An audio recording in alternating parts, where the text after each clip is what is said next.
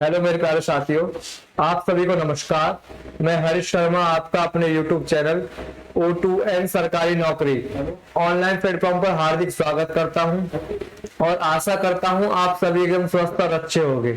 साथियों, आज मैं आपके लिए बहुत ही ज्यादा इंपॉर्टेंट टॉपिक लेकर आया हूं। देखिए साथियों,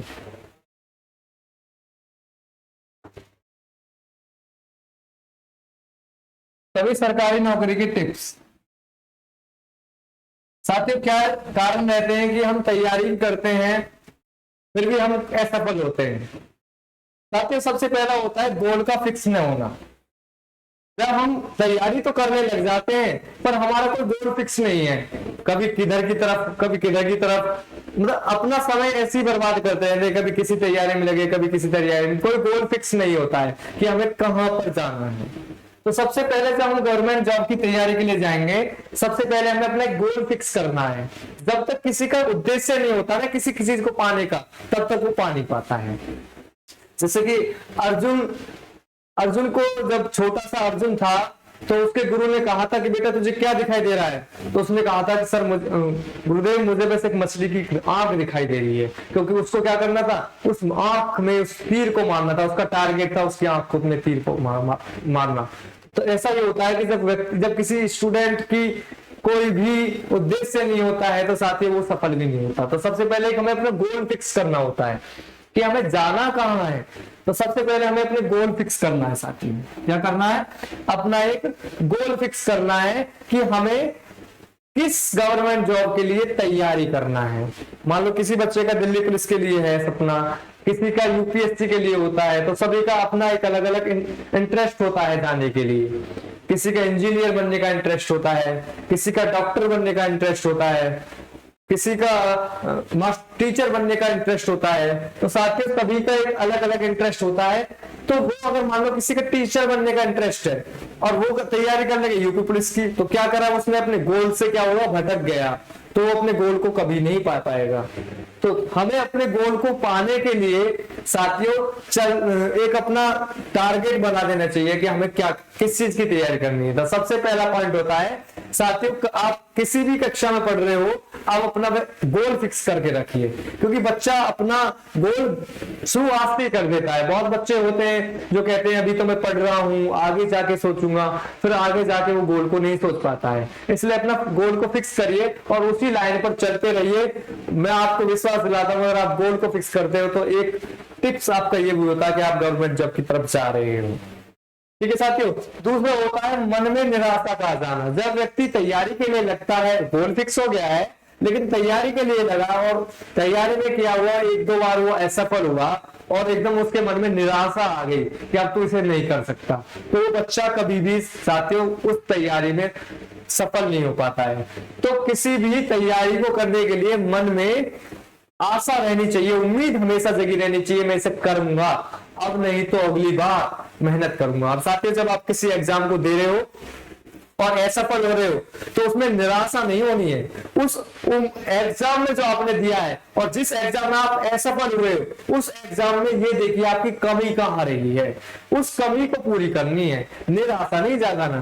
क्योंकि वो कमी आपको कुछ सीखने के लिए दी है, वो कमी आपको कुछ सीखने के लिए दी है। जब एपीजे अब्दुल कलाम एयरफोर्स के एग्जाम को क्वालिफाई करने के बाद भी असफल हुए थे तो उनको निराशा जरूर हुई थी, लेकिन निराश तो हुए थे उस चीज से, लेकिन उन्होंने अपनी उम्मीद नहीं तोड़ी थी। और साथियों, आज हम मिसाइल मैन के नाम से जानते हैं, एपीजे अब्दुल कलाम। कौन missile man? APJ Abdul Kalam, जो भारत के 11वें राष्ट्रपति रहे। तो साथियों, हमें कभी भी अपने मन में निराशा नहीं जगानी चाहिए। अगर मन में निराशा आ गई नहीं तो हम कभी भी अपने उद्देश्य को, अपने गोल को कभी नहीं सफल कर पाएंगे। अगर हमें अपना गोल फिक्स करना है, गोल को पाना है, तो अपने मन में आशा रखनी है, आशा से रखना है, अपने मन में आशा पूरी रखनी है, उम्मीद को अपनी पूरी मन में जगाए रखना है। क्योंकि अगर किसी की भी मन में निराशा आती है तो फिर अपने गोल को फिक्स नहीं कर, गोल जो उसको फिक्स किया उसको कभी भी सफल नहीं हो पाता है इस गोल पर। तो दूसरा साथी ये भी होती है।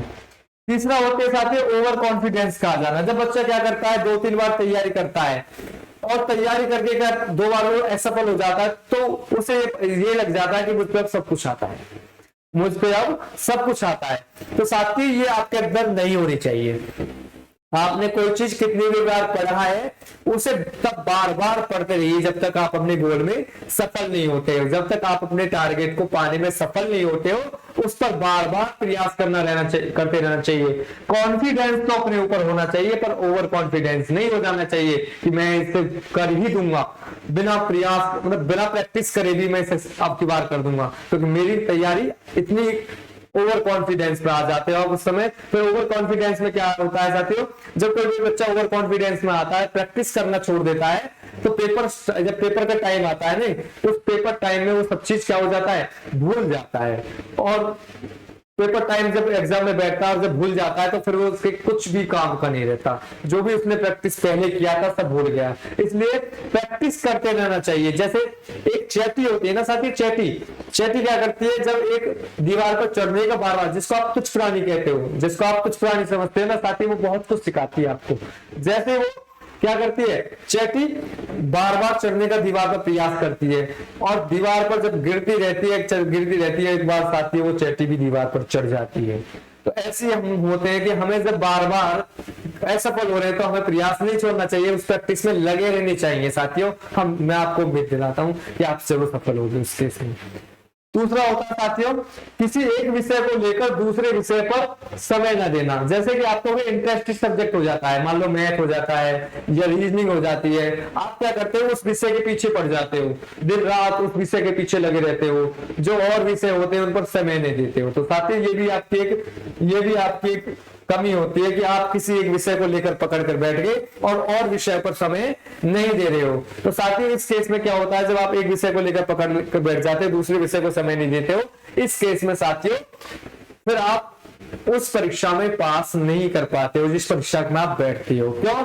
क्या आपने एक ही सब्जेक्ट को पकड़ के बैठ लिया। हाँ, आप उस विषय के मास्टर तो बन सकते हो, क्या आपने उस विषय को पकड़ के इतना स्ट्रॉन्ग कर लिया कि आप उस सब्जेक्ट के टीचर तो बन सकते हो, लेकिन उस एग्जाम को क्वालिफाई नहीं करोगे जिस एग्जाम के लिए आप बैठे हो। मान लो आपका यूपी पुलिस का ही है, जैसे तो यूपी पुलिस में आपका हिंदी आता है, रीजनिंग आता है, मैथ आता है, जीके आता है, चारों सब्जेक्ट आते हैं, और आपका मैथ इंटरेस्ट है, आपका मैथ में या जीके में इंटरेस्ट है, आपने उसी को विषय को दिन रात पढ़ रहे हो, 3 विषय पर फोकस नहीं कर रहे, या 2 विषय को पढ़ रहे हो और 2 विषय पर फोकस नहीं कर रहे, तो फिर आप बताइए कैसे उसको सफल कर पाओगे इसमें। जैसे कि मैं आपको एग्जाम्पल देता हूं कि सपोज करके चलिए कि क्रिकेट टीम है, क्या ऐसा कि एक क्रिकेट टीम है, उस क्रिकेट टीम में जो सभी बैट्समैन है, वो बैट्समैन अच्छी क्या कर लेते हैं, बैटिंग कर लेते हैं, लेकिन उनकी फील्डिंग अच्छी नहीं है। एक क्रिकेट टीम है, उसके जो बैट्समैन है वो बैटिंग अच्छी कर लेते हैं, लेकिन उसकी फील्डिंग अच्छी नहीं है, तो साथियों क्या होगी, वो क्रिकेट टीम हार जाएगी। और सपोज करो दूसरी टीम की दोनों ही चीज अच्छी है, बैटिंग भी अच्छे करते हैं, फील्डिंग भी अच्छे करते हैं, तो वो टीम निश्चित जीत जाएगी, वो सब बिल्कुल 100% जीतेगी। तो साथियों ध्यान रखिए कि जब तक आपके जितने विषय में आप लगे हुए हो, आपके वो विषय सारे विषय का अगर आप फोकस नहीं करते हो, तो आप साथियों उस गोल को भी नहीं पा सकते। तो ये भी आपकी एक कमी होती है कि आप किसी एक विषय को या 2 विषय पर फोकस करते रहते हो और विषयों को कमजोर समझ लेते हो, क्या समझते हो वो आप जानो, पर ये आपकी कमी रहती है साथियों। ये आप कमी ना करो, आप सभी विषयों को अगर लेकर पढ़ते हो, निरंतर पढ़ते हो साथियों, आपको कछुआ की राह से सीखना है। कभी कभी क्या होता है कि जैसे हमने कोई चीज उठाई पढ़ने के लिए, और एक साथ हमने क्या करा, बीच में से उठा लिया उसको। कहां से उठा लिया? बीच में से। तो बीच में से जब आप उस टॉपिक को पढ़ने बैठोगे ना, तो साथ ही जब माइंड पर उस चीज को प्रेशर पड़ेगा और आपने पीछे का पढ़ा नहीं है बेसिक, तो क्या करता है माइंड, फिर ये कहता है छोड़ो यार ये तो बोर कर रहा है, वो आपको बोरिंग लगता है। और जब आपको वो बोरिंग लगता है, तो साथियों उस समय जब आपको बोरिंग लगेगा, तो फिर आप उस चीज को छोड़ दोगे। तो इसलिए आप जिस भी चीज को पढ़ रहे हो, आप उस चीज को क्या करोगे, उस चीज को पढ़ने के लिए आप साथियों बेसिक जाओगे। उस पर कहां से जाओगे? 0 से। अगर आप 0 से जाते हो तो निश्चित है कि आप उस जो आपको पहले हार्ड लग रहा था ना, जहां बीच में आप पहुंचे थे, वो भी आपको इजी लगने लगेगा, पर आपको पहले 0 पे जाना पड़ेगा। ये नहीं कि आपको अपनी स्पीड तेज रखनी है, आपने स्पीड स्लो करके पढ़ना है। ऐसा क्या है कि जब बच्चे को पता रहता है कि एग्जाम अभी समय है थोड़ा 2 महीने 3 महीने, तो बच्चा उस पर ढील दे देता है। क्या देता है साथियों? ढील दे देता है। और ढील देने के कारण क्या होता है, उसका एग्जाम में अपने उस धीर के कारण क्या करता है साथियों, वो समय को बर्बाद करता रहता है। जैसे ही एग्जाम की एकदम डेट आती है कि 20 दिन बाद या 1 महीने बाद एग्जाम है, तो वो इतने सारे कोर्स को, कई इतने सारे सब्जेक्ट होते हैं, 4 सब्जेक्ट होते हैं कि जैसे जीके हुआ, मैथ हुआ, रीजनिंग हुआ और हिंदी हुआ, ये तो ज्यादातर सभी के फिक्स होते हैं, ज्यादातर एग्जाम में ये होते हैं। बाकी और सब एग्जाम्स भी जैसे एमटीएस है, उसमें इंग्लिश होता है, जीके होता है, मैथ होता है, रीजनिंग होता है, तो ऐसे होते हैं साथियों।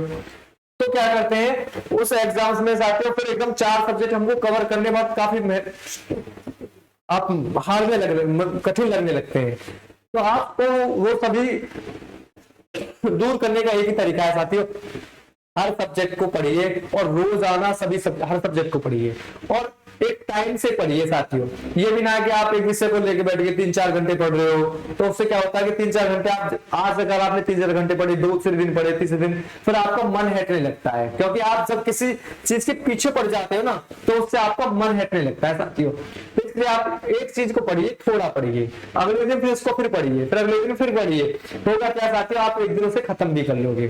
जैसे कछुआ खरगोश की दौड़ होती है ना साथियों, खरगोश क्या करती है, एकदम दौड़ जाती है और दौड़ने के बाद उसे नींद आ जाती है, रास्ते में सोचती कछुआ तो बहुत पीछे भी, और सो जाती है। और कछुआ धीरे धीरे धीरे धीरे स्पीड से क्या करता है, जहां पर उसको पहुंचना था उस पर पहुंच जाता है। और खरगोश देखता है कि जहां पर था सोया था वहीं रह गया और कछुआ मुझसे भी आगे निकल गया, जीत जाता है। तो वही आपका होता है साथियों।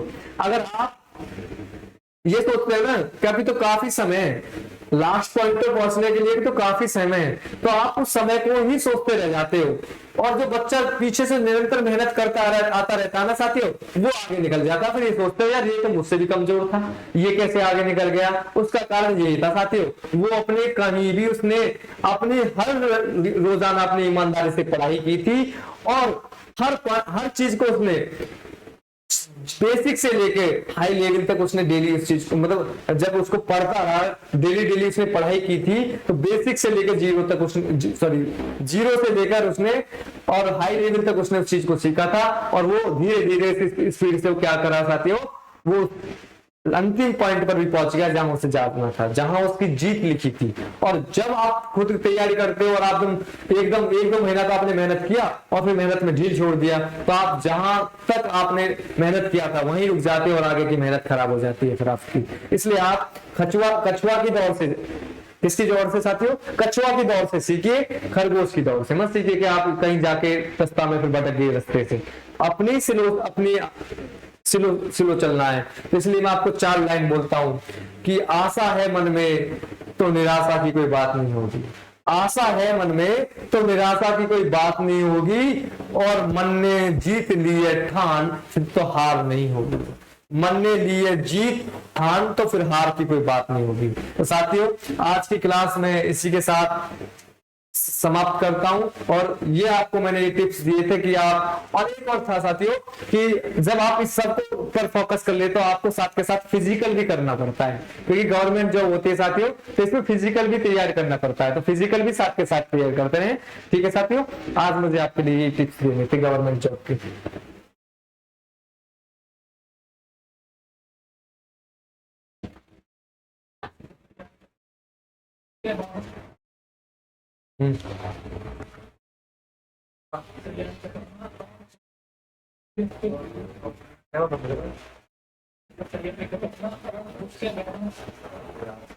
क्या करूँगा तो बढ़ रही है ना। उसके